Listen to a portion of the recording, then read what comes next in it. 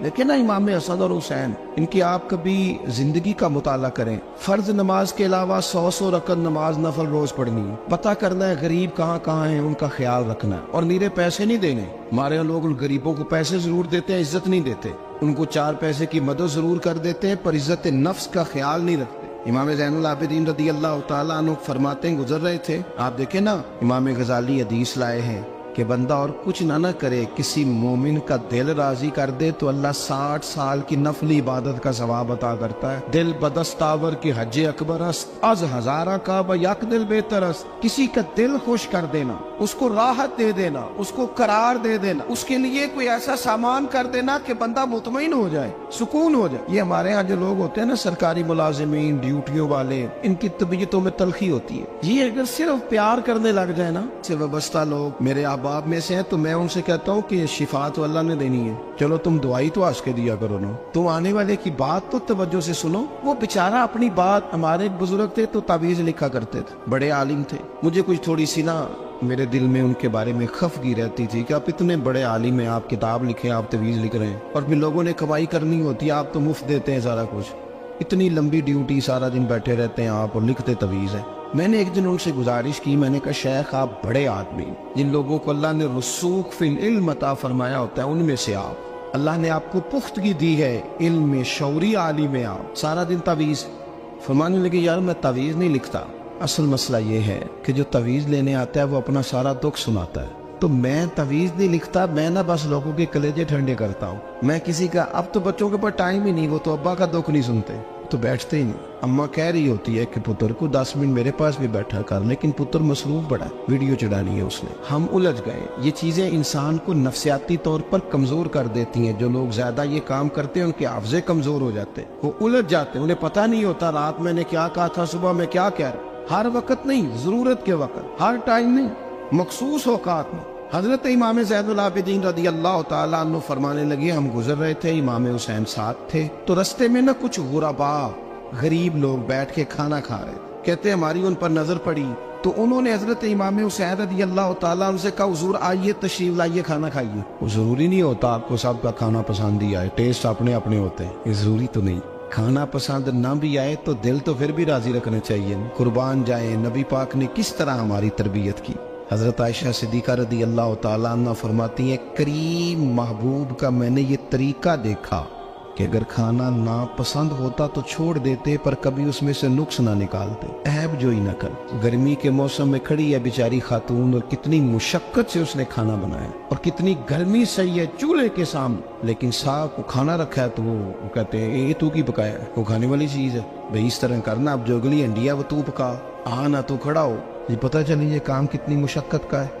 जिंदगी में कुछ थोड़ा सा दूसरों का ख्याल रखना, ये भी तो दीन का हिस्सा है। आप अपनी जिंदगी में हमेशा अपने लिए सोचे, किसी और का सोचे ही ना। तो मेरे अजीज याद रखेंगे आप, इमाम ज़ैनुल आबिदीन कहते हैं नबी पाक सल्लल्लाहु तआला अलैहि वसल्लम ने ना हजरत इमाम अली मकाम की, इमाम हसन और हुसैन की इस तरह से कुछ तरबियत फरमाई थी कि गरीब परवरी उनके अंदर रच बस गई, मिजाज बन गया। वो गुरबा बैठे थे, दस्तरखान बिछाए सड़क के किनारे, तो इमाम हुसैन गुजरे तो उन्होंने आवाज दी। इमाम साहब लोग कहने लगे हुजूर थोड़ी रोटी नहीं खा लेते हमारे साथ, तो इमाम साहब आ गए, नीचे बैठ गए गरीबों के साथ। कोई जुर्रत करे ना, चलो अमीरों ने तो गरीबों के साथ बैठने की जुर्रत नहीं करनी, कोई पीर ही बैठ जाए गरीबों के साथ, वही मेहरबानी कर दे कि मैं पीर साहब हूँ कि बुलाऊं, तो मैं ही चलो लंगर खा लो मुरीदों के साथ बैठ के।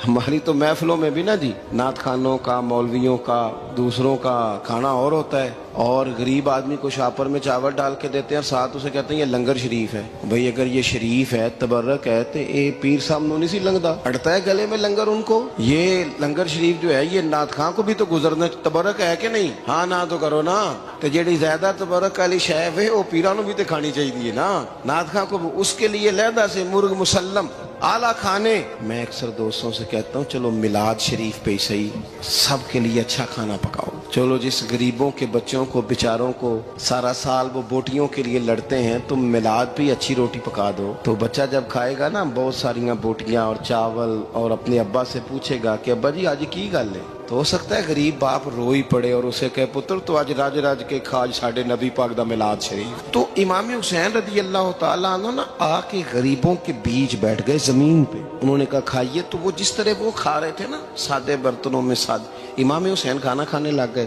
میں نے کہا خیر کا کام کوئی بھی ملے اسے ضائع، چلو اور کچھ نہیں کر سکتے تھے، کسی کو سڑک ہی پار کرا دے نابینا کو، چلو اور کچھ نہیں کر سکتے تو آپ کو پتا ہے کہ سامنے والا بوجھ لے کے گزر رہا ہے، آپ تھوڑا سا ہٹ جائیں روڈ سے، اسے گزر لینے دیں. کوئی تو کام زندگی میں کوئی ارادہ تو خیر کا بندہ کرے. امام حسین بیٹھ گئے، ان کے ساتھ روٹی کھائی. تھوڑی دیر کے بعد اجازت لی، فرمایا جاؤں؟ کہنے لگے حضور اور کھائیے. فرمانے لگے میں تو ابھی روٹی کھا کے آیا تھا اور آج تک ایسا نہیں ہوا کہ دوبارہ کھانا کھاؤں. ایک لقمے کی بھوک نہیں تھی، جتنا بھی کھایا ہے نا یہ تمہارا دل خوش کرنے کے لیے کھایا ہے. غرباء مساکین کی وعامل الصالحات، ایماندار بندہ ایمانداروں جیسے کام کرتا ہی اچھا لگتا ہے. 25 حج کیا امام حسن اور حسین نے مدینے سے مکے پیدل جا کے. میں کہتا ہوں چلو ہم باجماعت نماز ہی پڑھ لیا کریں. چلیں حضور صلی اللہ علیہ وسلم نے فرمایا فجر کی نماز پڑھ کے بیٹھ جاؤ، اشراق چاشت تک اللہ کا ذکر کرو. 2 نفل اشراق کے 2 چاشت کے پڑھ لو،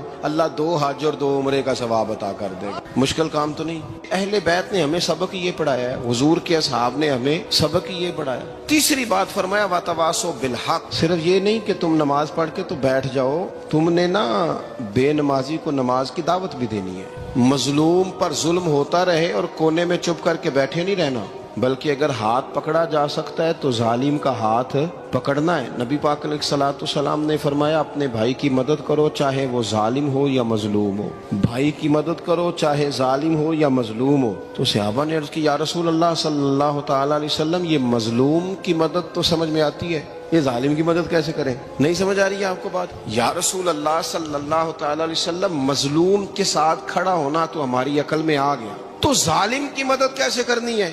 نبی پاک صلی اللہ تعالی علیہ وسلم نے فرمایا ظالم کو ظلم کرنے سے روک دو. تم نے اس کی مدد کر دی، اسے باز کرو. لیکن ہم تو اتنی جرت ہی نہیں رکھتے بدی کو بدی کہنے کی، اتنی طاقت ہی نہیں ہوتی. جھوٹ کو جھوٹ کہنے کی ہمت، ہمارے گھر میں سارا کچھ ہو رہا ہوتا ہے، ہمیں پتہ ہوتا ہے کہ فلاں جگہ پہ ہمارا قبیلہ ہماری برادری غلط ہے، پر اتنی جرت کرتے ہم سچ بولتے ضرور ہیں پر دوسروں کے بارے میں، اپنے بارے میں سچ بولنے کو تیار نہیں ہوتے.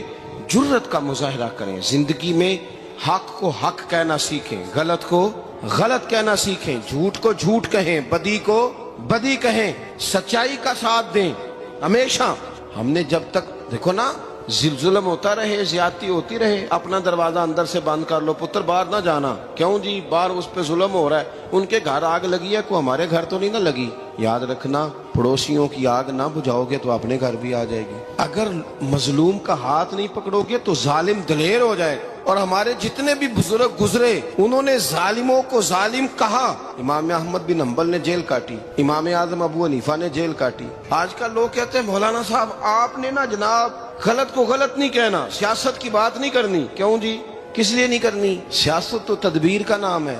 بنو اسرائیل میں جتنی بھی تدبیر ہوتی تھی وہ سارے انبیاء کیا کرتے تھے. کیوں نہ بات کریں؟ یہ جن کرسیوں پہ آج تم نے ظالموں جابروں کو بٹھایا، یہ کرسی تو حضرت ابوبکر صدیق جیسے لوگوں کی ہے، یہ تو حضرت عمر جیسے لوگوں کی سیٹ ہے، حضرت عثمان غنی جیسے لوگوں کا کام ہے، مولا علی جیسے لوگوں کا کام ہے. غلط جگہوں پہ غلط لوگ بٹھا دی اور پھر جھوٹے کو جھوٹا بھی نہ کہیں، ظالم کو ظالم بھی نہ کہیں. ہم سے نہ رقم ہوں گے قصیدے یزید کے، کیونکہ ہم لوگ تو حسین کے سیرت نگار ہیں. یہ کیا بات ہوئی؟ آپ سچی بات ہی نہ کریں، کلمہ حق کہیں، ہمیشہ کھری بات کہیں، سچی، گرچہ اپنا نقصان ہو. حق کے ساتھ کھڑے ہونا سیکھیں. وَتَوَاصَوْا بِالْحَقِّ. ساری آسانی تھی، امام حسین کو کوئی مسئلہ نہیں تھا، آرام سے بیٹھے تھے. آج کتنے موجوں میں بیٹھے ہیں، پیر صاحبان، مولوی صاحبان، خطیب صاحبان، سیاستدان، وڈیرے، موج لگی ہوئی ہے. کسی کو کچھ نہیں کہنا، کچھ کہیں گے تو پھر بندے مخالفت کریں گے. تو امام حسین مسجد نبی میں جمعہ پڑھاتے تھے، چپ کر کے بیٹھے رہتے. حضور سید عالم علیہ السلام کے مزار انور کے پاس بیٹھے تھے، بیٹھے رہتے. لیکن امام حسین نے فرمایا ظالم حکمران بنے تو وہ قوموں کو تکلیف دیتے ہیں، وہ ملی نقصان کرتے ہیں، وہ امت کا چہرہ مہرہ بگاڑ کے رکھ دیتے ہیں. لہذا کھڑے ہونا پڑتا ہے، کلمہ حق کہنا پڑتا ہے، الائے کلمت الحق کے لیے نکلنا پڑتا ہے. آپ اپنی زندگی کے اندر سچی بات کرنا سیکھیں. الیکشن کے دن آ گئے، میرے ایک بڑے محبت والے ساتھی تھے، وہ آ گئے ووٹ کے لیے. ویسے بھی یہ جو بیماری ہمارے ملک میں نا جی ہمارے ہاں حکمران بعضوں کا کہتے ہیں اوے ہو جی جمہوریت بڑی ضروری ہے. وہ بھی کس مصیبت کا نام ہے جمہوریت؟ اقبال تو کہتے ہیں کہ یہ وہ چیز ہے کہ جس میں پتہ ہی کوئی نہیں ہوتا پڑھے لکھے ان پڑھ کا، چھوٹے اور بڑے کا، سیانے اور بیوقوف کا. جمہوریت وہ طرز حکومت ہے کہ جس میں بندوں کو گنا کرتے ہیں تولا نہیں کرتے رہتے ہو ہر وقت. قوم کو اس کا حق ملنا چاہیے، غریب کی مدد ہونی چاہیے، انصاف ملنا چاہیے. باقی یہ تمہاری کہانیاں ہیں ڈکٹیٹرشپ اور جمہوریت، اور ہمیں تمہاری سمجھ بھی نہیں آتی. ہر ڈکٹیٹر کے ساتھ ہوتے ہو، باتیں جمہوریت کی کرتے ہو، جہاں تمہارا دل کرتا کھڑے رہتے ہو. ہمیں تو کوئی اس سے غرض نہیں، کام ہونا چاہیے. بلکہ جو لوگ قوت نافذہ رکھتے ہیں انہیں سمجھنا چاہیے کہ ملک کی بھاگ دوڑ ہمیشہ مضبوط ہاتھوں میں رہے، اور وہ اس طرح کا نظام وضع کریں، مل بیٹھے سارے ادارے کہ غریب کی سنی جائے. وہ مجھے بڑی اچھی طرح یاد ہے جب وہ ایک حکومت ختم ہوئی اور جو ایک فوجی رہ کے گئے تھے 11 سال، ان کی حکومت آئی تو میں باہر نکلا تو ایک بزرگ تھے، وہ صبح صبح ناشتہ بیچا کرتے تھے ہمارے علاقے میں، چاول اور چنے بنے. تو میں نے ان سے کہا بزرگوں پتہ لگا جی رات دی حکومت بدل گئی ہے. تو فرمان لگے پتر جیڑا مرضی بھی آ جائے میں تیا چول بیچ کے روٹی کھانی، ہمیں تو ان سے غرض ہی نہیں. اللہ جانے کون آیا کون گیا، تو کھیل تماشا بنایا ہوا ہے. تو جھوٹے کو جھوٹا کہیں. میرے ایک دوست ہیں الیکشن لڑتے ہیں، مجھے ایک دفعہ آ کے کہنے لگے آپ نے کبھی ووٹ نہیں ڈالا، اس دفعہ ضرور ڈالیں. میں نے کہا نہیں ڈالتا میں. کہنے لگے ووٹ قوم کی امانت ہے. تو میں نے کہا امانت کسی بے ایمان کو دے دوں؟ امانت تو امانت دار کو دی جاتی. نہیں سمجھے آپ بات؟ یہ سارے کہتے ہیں نا ووٹ قوم کی، تو امانت کس کو دینی چاہیے؟ صحیح بتاؤ. چلو ہوں تسی بولنا نہیں، بس دل وچ گل رکھنی، دل وچ. دیندے ویسے امانت داراں نہیں ہو نا؟ نہیں میں نے کہا بولنا نہیں، ہمیں کسی کو پتہ نہ لگ جائے. دیتے ویسے امانت داروں کو ہی ہو نا. یہ اپنے دل سے پوچھو، فیصلہ لو، اللہ سے ڈرو. ظالم کا مددگار ظالم ہوتا ہے، ظالموں کا مددگار ظالم ہوتا ہے. وہ تیرے میرے ووٹ پر جیت کر جب ظلم کرے گا تو پھر کون ہے جو یہ دعویٰ کرے گا کہ جناب میں ظالم کا مددگار نہیں؟ سوچو سمجھو غور کرو. امام حسین رضی اللہ تعالیٰ عنہ نے فرمایا سچ کو سچ کہیں گے، جھوٹ کو جھوٹ کہیں گے. یہ نہیں ہو سکتا کہ جناب ظلم ہوتا رہے اور چپ رہے. اور یہ سبق کہاں سے پڑھا انہوں نے؟ مولا علی شیر خدا سے. جب حضرت عثمان غنی رضی اللہ تعالیٰ عنہ پر بلوائیوں نے حملہ کیا نا، تو چونکہ حضرت عثمان غنی خالو تھے امام حسن اور حسین کے، حضرت عثمان خالو ہیں، سگے خالو ہیں. تو حضرت مولا علی شیر خدا نے یہ نہیں کہا کہ پتر اتنے بندے آ گئے ہیں، تلواریں ہیں، محاصرہ ہے، باہر نہ نکلنا، بلکہ حضرت مولا علی نے خود اپنے دونوں بیٹوں کو تلواریں پکڑائیں اور حضرت عثمان غنی کے دروازے پہ کھڑا کر کے کہا پتر خیال رکھنا تمہارے ہوتے ہوئے کوئی بھی شخص حضرت عثمان غنی کا دروازہ نہ کراس کر پائے. خود اپنے بچوں، ہر جنگ میں حضرت علی ساتھ لے کے جاتے تھے. ہم تو بچوں کو دلیری سکھاتے ہی نہیں، بزدل. اور کچھ ہمیں بابے مل گئے، وہ کہتے ہیں منڈے نو سایا ہے. میں کہ بابے نو آپ سایا ہے، انہوں بھی کرو دم کراؤ. اس کو نظری سایہ آتا ہے. کیسے نادانوں سے پالا پڑ گیا. کیا ہوتا ہے وہ سایہ؟ اچھے بھلے سیانے نوجوان بتی بند کر کے اندر لیٹا ہوا ہے بچہ ہے، بابا کہہ گیا انہوں سایہ ہے. بابا کہڑا کہہ گیا جڑا باہر روٹی لین آیا سی. بھی ایڈی پہنچی سرکار ہوندی تے ٹکر ہی گھر کھا لیندی. لوگوں کے قسمت کا حال بتاتا ہے، اپنی اتنی خراب ہے کہ مانگتا پھرتا ہے. کیا مذاق بنایا ہم نے اپنے ساتھ. تھوڑے سمجھدار ہو جائیں. ہر بندے کی بات کا اثر قبول نہ کیا کریں. مومن کے پاس طاقتیں ہوتی ہیں، جو جدھر لگاتا ہے چپ کر کے لگ جاتے ہو. ان الذین قالوا ربنا اللہ ثم استقاموا تتنزل علیہم الملائکہ. اللہ کہتا ہے تو ڈٹنا سیکھ، رب کا نام لے کے ڈٹ جا، رب تیری مدد کے لیے فرشتے بھی نازل کر دے گا. فرمایا یہ نبی مومنوں کے جانوں سے بھی زیادہ قریب ہے. ہم بڑا عام لفظ بولتے ہیں کہ فلاں چیز میرے دل کے بڑی قریب ہے، میری سوچ کے بڑی. جو لوگ دل کے قریب ہوتے ہیں ان کے پاس اٹھنے بیٹھنے کو دل کرتا ہے. تو اللہ کریم نے قرآن پاک میں فرمایا کہ یہ پیغمبر صلی اللہ علیہ وسلم تمہاری جانوں سے بھی تمہارے قریب ہے. اور حضور نے وضاحت کر دی، نبی پاک نے وضاحت کر دی. حضور نے فرمایا لا یؤمن احدکم حتی اکون احب الیہ من والدہ وولدہ والناس اجمعین، او کما قال نبی صلی اللہ علیہ وسلم. فرمایا تم میں سے کوئی اتنی دیر تک مومن ہو ہی نہیں سکتا جب تک ہر چیز سے بڑھ کر مجھ سے پیار نہ کرے. ایک مثال دے لوں، بات آسان ہو جائے گی. جس گھر کے اندر پیسہ بے شمار ہو، دولت بے شمار ہو، مکان ایک نہیں چار ہو، اور دنیا کی ساری آسانیاں گھر میں موجود ہو. سارے دوست میری بات پہ توجہ کرنا. ہر شے ہو, بینک بیلنس بھی ٹھیک ٹھاک ہو, بچوں کا فیوچر سیف ہو, لیکن گھر کے اندر میاں بیوی کی صلح نہ ہو. بچے کہتے ہیں گھر میں ہر چیز ہے پر امی اور ابا کا جھگڑا ہر وقت جاری رہتا ہے. وہ گھر صحیح چلتا ہے؟ ہم نے بولنا اس لیے نہیں کہ یہ باتیں لوگ, یہ گھر کے اندر کی باتیں ہیں نا. حالانکہ پاکستان کا تجزیہ یہ ہے کہ 95% میاں بیوی کے حالات ٹھیک نہیں. پاکستان یہ سرکاری اعداد و شمار, 95% گھروں میں اختلاف رائے. یہ بات ذہن میں بٹھا لیں کہ میاں بیوی کا اگر اتفاق نہیں نہ ہوتا تو وہ کہیں کہ گھر میں کوئی بھی خوشی رہے گی تو یہ ممکن ہی نہیں, یہ سوال ہی نہیں پیدا ہو. 6 بچے ہوتے ہیں اور شادی کو 24 سال گزر جاتے ہیں, پھر بھی طلاق ہو جاتی ہے. اس لیے کہ میاں بیوی کے لیے سب سے ضروری چیز آپس کی محبت ہے. اور یار کیا خوبصورت انداز ہے میرے رسول پاک علیہ السلام کا.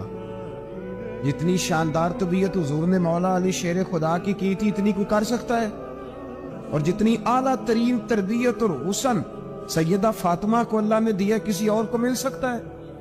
لیکن میرے نبی پاک علیہ السلام نے ان کی شادی کے بعد ان کو اکٹھے بٹھا کے ان کے سر آپس میں جوڑ کے ہاتھ اٹھا کے دعا کی تھی کہ اے اللہ ان کے درمیان محبت پیدا فرما دے.